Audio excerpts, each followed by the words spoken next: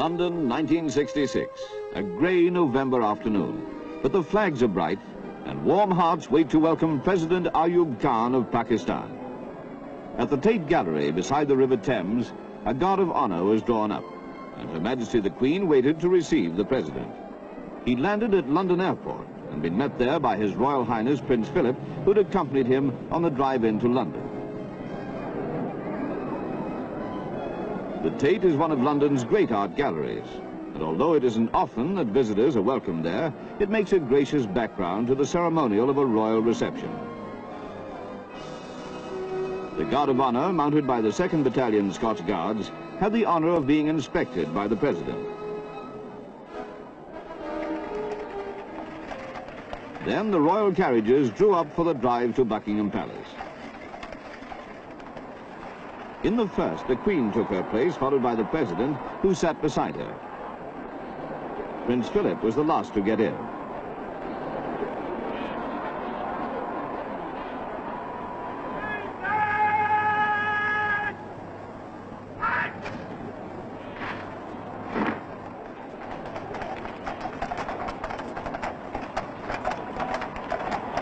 The President's daughter, the Begum Nazim Aurangzeb, was in the second carriage. All along the gaily decorated route to the palace, troops from the 3 armed services stood at attention, and the Queen and the President were accompanied by a sovereign's escort of the household cavalry. In front of Buckingham Palace, Pakistanis from all over London had assembled to greet their President as he drove by on his way to stay with the Queen in her London home.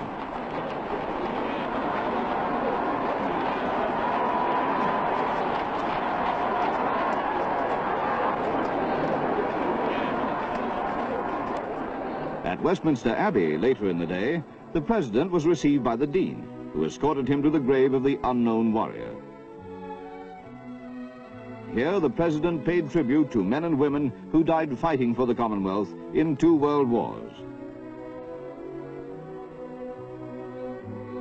After the ceremony, the Dean invited the President to sign the visitor's book.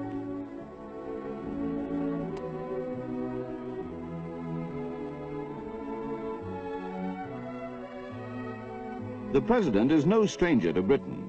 He's been a regular visitor to Commonwealth conferences and has seen the changes taking place in London. The tall buildings soaring skywards above the traditional heart of the city like signposts to space. Early on the 2nd day of his visit, the Queen and the President went to the Science Museum to open the Engineers' Day exhibition, where some of the most recent developments in engineering, from coal cutters to satellites, were on view.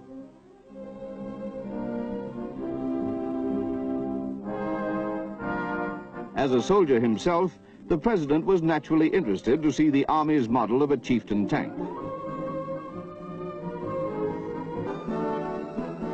In the evening, the Prime Minister and Mrs. Wilson received the President at Lancaster House, where he met ministers and prominent members of Parliament.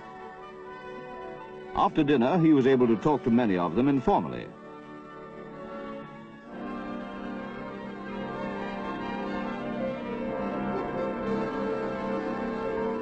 Edinburgh, the capital city of Scotland. And at Waverley Station, the Lord Provost of the city waited to receive the President, who had travelled overnight from London to begin a 5-day tour of Britain.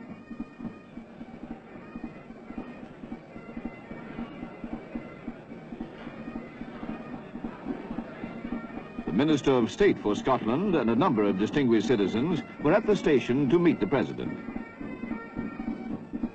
There, too, were 2 little girls, Sabia Usmani and Razia Mohammed, to welcome him on behalf of Pakistanis living in Scotland. Holyrood House is the Queen's Palace in Edinburgh. The President drove there from the station and stayed in the state apartments.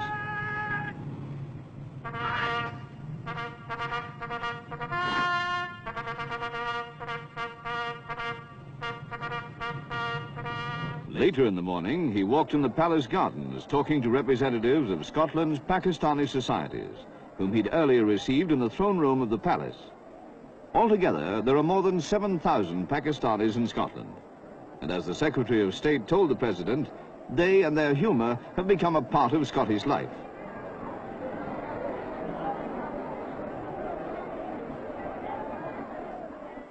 At Sighthill Laboratories, close to Edinburgh, the President saw some of the most advanced nuclear detecting equipment in the world.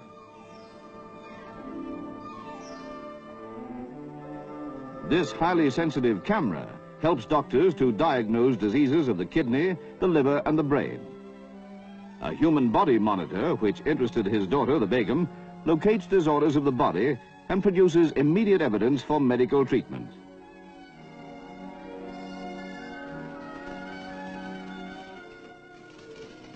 Minerals and oil can be detected from the air with this portable equipment, which the President said might be used effectively in Pakistan.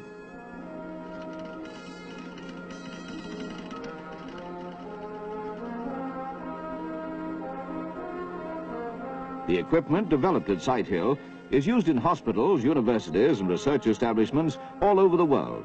And earlier this year, the firm won the Queen's Award for Industry for their work. Leaving Edinburgh, the President crossed the River Forth by the new bridge, which the Queen opened in 1964. The Forth Railway Bridge in the background was built more than 70 years ago.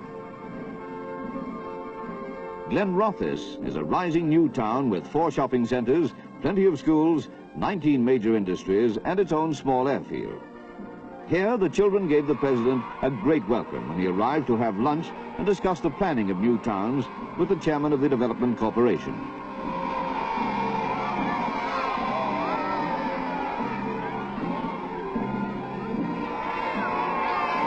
Calder Hall was the world's first large-scale nuclear power station when it was opened by the Queen in 1956. The President had particularly asked for a visit to a nuclear power station, and at Calder he was shown how atomic energy is put to work. Britain pioneered the peaceful uses of atomic energy, and now has 7 nuclear power stations and can claim more experience in designing and operating them than any other country. Britain also has the biggest output of nuclear power in the world. The adjoining plant at Windscale is testing a prototype reactor which will improve methods of producing nuclear power. Already it's supplying electricity for homes and industry. On his way south towards London, the President visited Manchester, where the city centre had been almost completely rebuilt. Here, the evening reception given by the Pakistani society was packed out, and there were another 400 people outside the hotel. There are altogether nearly 200,000 Pakistanis living in Britain. Speaking to an enthusiastic audience, the President reminded his countrymen of the friendship between Pakistan and Britain. Scientists call the giant telescope at Jodrell Bank the Big Dish. There are now 4 smaller dishes there as well. When the President visited the laboratories, Sir Bernard Lovell, the director, took him first to the control room, where they spent some time together before going out to look at the giant telescope itself.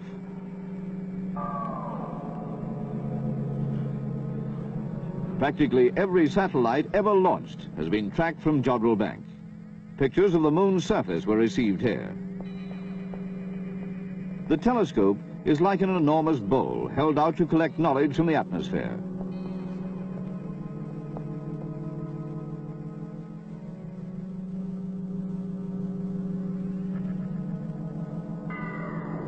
The President's son-in-law went up into the bowl with Sir Bernard.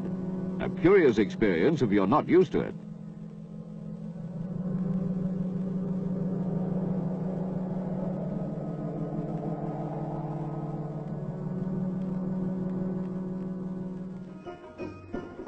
In London, the President was host to the royal family.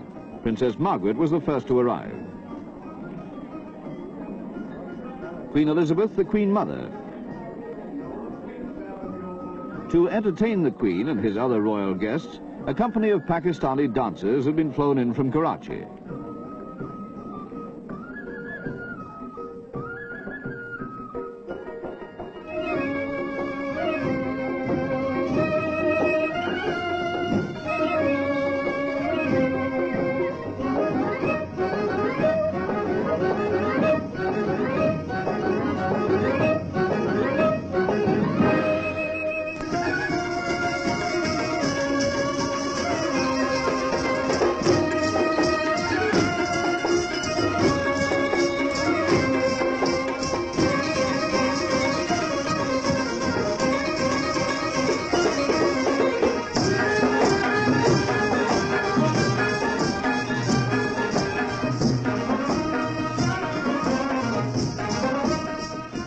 Another of the President's special requests was for a visit to International Computers and Tabulators, who have just shipped one of their computers to Karachi.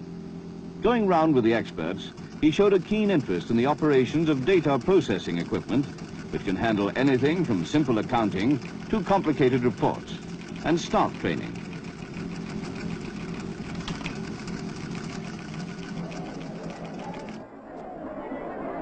In London's historic Guildhall on the last day of his visit, the President attended a ceremony of traditional splendor. Escorted by the Lord Mayor, he entered the library where city dignitaries and some 700 distinguished guests awaited him.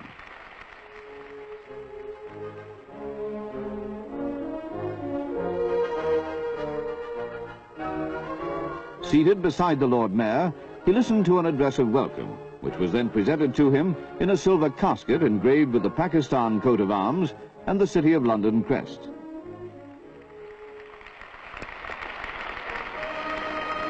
Then the company walked in ceremonial procession to the banqueting hall.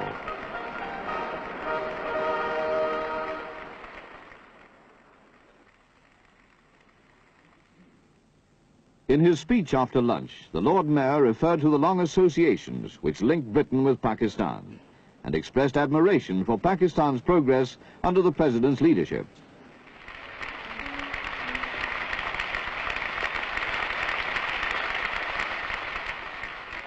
The President spoke of the welcome he had received in Britain. Earlier, he'd referred to his own country's efforts to create a progressive and forward-looking society. We are determined, he said, to ensure for our people a good measure of material prosperity and the right conditions for their intellectual development. He ended on a lighter note. And I met nothing but kindness.